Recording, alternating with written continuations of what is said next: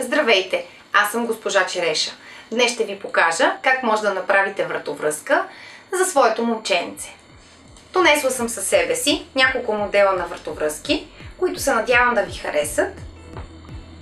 Показвам ви. Днес избрах да направим нещо, което е супер елементарно за мен, а именно модела с кола с две копчета. Сега ще ви покажа какви материали са ви необходими. Моделът на вратовръзката, който съм решила да ви покажа, е дълъг 26 см и половина. Той е подходящ за детенце от 1 до 3 години. В горната си част е 4 см, а в долната, най-широка част 9 см и половина. Всеки може да изработи сам такъв модел, както са показани сантиметрите. Взима се шаблона и се пренася на плата. Поставя се около половин сантиметър във външната страна и се зашива на машина. Може да зашиете, разбира се, и на ръка. След което следва обръщане. Когато имаме обърнатия модел вече, тогава оглаждаме с ютия по краищата.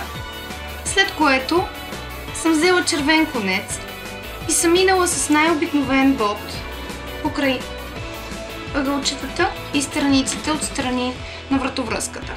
Следва направата на колата. За целта рисувам най-обикновен шаблон, например на кола. Ето това е достатъчно. Тя се изрезва с ножица. Поставя се върху филца, очертава се с креда и следва да направим две прозорчета на колата.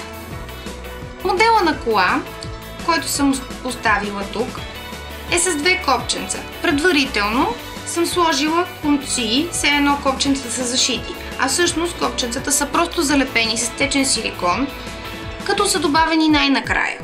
Преди това колата съм минала всъщност с шеев от различен цвят конец, за да може да изпъква и да е интересно.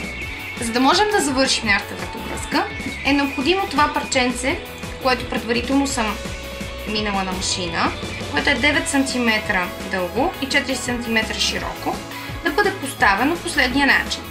Тук загъвам навътре. Слагам това парченце тук. Остава само да зашия отзад на ръка и да прекарам ластика и нашата вратовръзка ще е готова. А сега нека зашием. Ето, нашата вратовръзка вече е зашита. Подпъхнала съм и ластикът, който е дълъг 50 см, както вече казах. И сега е готов да бъде сложен на риска на нашия мълчуган последния начин.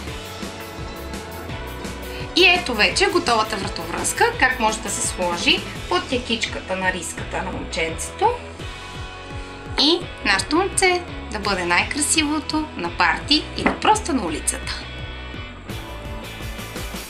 Благодаря ви, че бяхте с мен. Желая ви усмихнат и прекрасен ден от мен, госпожа Череша.